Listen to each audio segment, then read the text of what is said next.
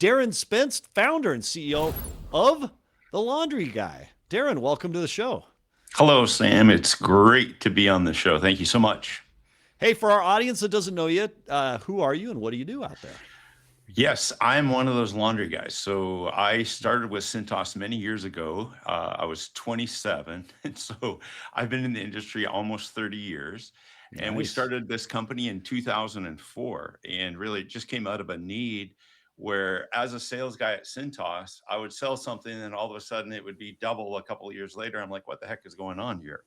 And so what we do now is we're the number one cost reduction company in uniform and linen. We kind of pioneered it. There's a few people out there doing it, but we've solely just stayed in our lane and specialized it. Instead of saying, hey, we do 20 categories, we really have spent our time and our dollars developing software, helping clients. In fact, Ryan from Willis Auto was one of our clients for many, many, many years. And so we're privileged to be a part of this group. We have a lot of different categories that we do business with. But I will tell you that I'm partial to the auto dealers. They're fantastic people, and we've had great success. We've had hundreds of dealerships that we've done in the past, and we hope to do a lot more moving forward. All right. And in fact, as we go on today, you've got a word to say about dealers during COVID. But before we go to that, you've audited over 2,000 locations. You say over 80% of businesses, dealers you audit, have some sort of billing drift. For a dealer who's never heard that term, walk me through what billing drift actually looks like on a monthly invoice. Sure, we kind of call it invoice creep, right? So Okay. dealers and COs like yourself, fixed ops directors, you guys are really good at negotiating. But I'm going to tell you something today, it's rigged. Okay. So here's the Okay. deal. You sign an agreement. I want you to remember this phrase here. Invoices change, contracts don't. Okay. Mm-hmm. So at the end of the day, what ends up happening and what's written into these agreements is that these suppliers can change the price on your invoice and you have to notify them. It could be within 10 days or just a price increase. So what ends up happening is ticky tack things start to add on.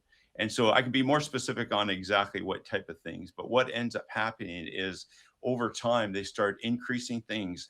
It can be inventory. You know, the shop towels were 20 a guy, now they're 25 a guy. There's 5 ways that they charge for a shop towel.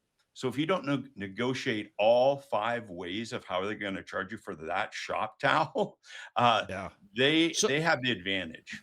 so as you see that invoice creep, and I've seen it, how should a dealer respond March 2026 to prevent invoice creep in the uniform business? Yeah, outside of calling us, this is what I would do. Okay, right today is grab your contract, look at your invoice. What did I agree to? You know, Sam, we have hundreds and hundreds of clients that we deal with every single month. We negotiate the deals on behalf of dealers or companies out there. Inevitably, when we install that new pricing, it is never contract compliant, meaning there's Mm, a lot of details, there's human behavior, there's all this kind of stuff. But think about this. We've been doing this since 2004. Now, today, 2026, the accounts are bigger, they're more complicated. And so, what you have to do at the end of the day is ensure for contract compliance. And we have to check it. 50% of the clients that we audit every single month after we've negotiated on behalf of the clients is not contract compliant. It can be a little thing here, it can be a little thing here. Some of the tricks are on your agreement. You've got a 3x10 mat that's on the agreement, but they switched it out with one of these zippity doo mats that are way cooler and way better. Well, that's not on uh-huh. the contract. So that 3x10 mat Ah, now is an onyx mat. So it is not negotiated. So something that the dealers can do right away is just say, what does my contract say? What do my invoices say? What are the items that are not on there that I need to negotiate at the end of the day? And honestly, let's be fair. You dealers are busy.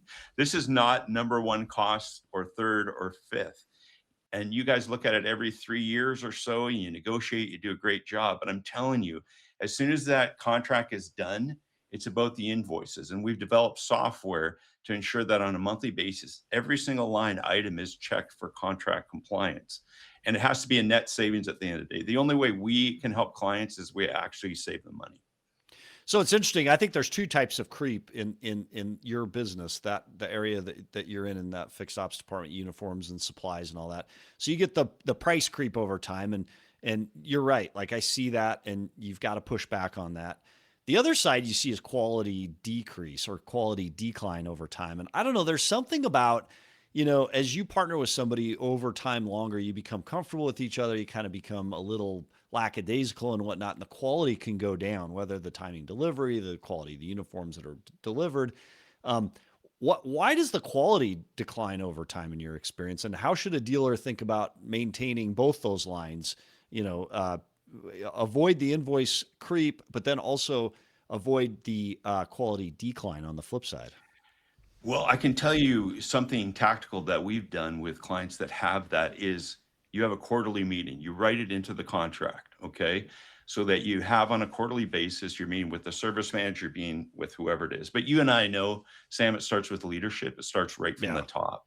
yeah, And so if you have people, process, product, at the end of the day, you have systems. And trust me, these companies have tons. But this is an interesting fact that happens is that they're always managing X dates. Okay, so the expiration. yeah, yeah. Do I have a good Contracts. relationship with this person or do I not? And I can tell you, when it's not a good relationship, they kind of stay back, and Mm, then they're like, okay, we'd like to renew this, but they'll actually let it go past, Sam, mm, because a lot of clients don't know that, hey, this thing auto renewed. Like mm. this auto renewed. And I know state by state it can be a little bit different, but putting it into the agreement and then making sure your staff and your service manager, because the big boys negotiate it, and then the other people have to run the program on a day to day. And with all the details, it gets difficult. So you shared with us there's a common contract clause. A dealer has no ideas in the agreement. Is that auto renew feature? No, that's just one of them. So we talked about creeps. Maybe there's other creeps that are around here. So we've got we've got things in the agreement that say they can raise prices at any time that they want. Well, Wow. wouldn't that be nice for you guys to do that? Yeah. Or Yeah. how about That you have should be things? redlined in every contract, I think, Well, I'm because telling you, it a lot it of it times it's people do it write it out, but the other one yeah. is it's the invoice. So they'll put on the invoice that if you do not see it within 10 days, you've agreed to it. Sam, what industry Mm. can you get away with that? I Yeah. mean, So what we why try and has that settle. become acceptable in uniforms? Why is that acceptable? Say it again. Why has that become acceptable in the uniform service market? I think it's that's a great question. You'd have to ask these big boys, but at the end of the day, these are Fortune 500 companies. They have to get a return, and they're incentivized to do that. So I have Yeah. three brothers: Daryl, Dave, Darren, Dan. Four boys, and they would be incentivized. Okay, you're going to take these five mats out today, and you're going to get them down as free trials, and they end up staying on the floor forever, right? Mm. So they're incentivized to grow. That's part of the business, and at the end of the day, this just becomes like wallpaper on the wall for your folks. It's like, okay, the guy comes in, he comes out. I've got an issue. I got a shortage. Is Bob still on the invoice? Is he not on the invoice? Right. So these programs live and breathe. And I will tell you, if they're not being checked every single month for contract compliance, when do dealers have time to do that? Yeah. Yeah. So, one news item, and then we'll go to your COVID stories. We wrap up. So, with Cintas acquiring UniFirst and the uniform service market consolidating, I think dealers be curious. What does that mean for a dealer who's already mid-contract? Are they more exposed, or is there a window to renegotiate that? Quality of uniform? Sorry, I'm having a little bit of No, audio no, no. issue. Cintas with Cintas acquiring UniFirst. Yes. Okay. So the acquisition of Cintas and UniFirst Yeah, is an absolutely huge thing. In the 29 years that I've been in this business, this is the biggest thing that's happened, and Vestas as well, which is Cintas is acquiring UniFirst for about $5.5 billion. So Cintas is going to go from about a million customers to 1.5 million. So if you are someone who is actually utilizing the UniFirst and you moved away from Cintas, yeah. guess who's coming back?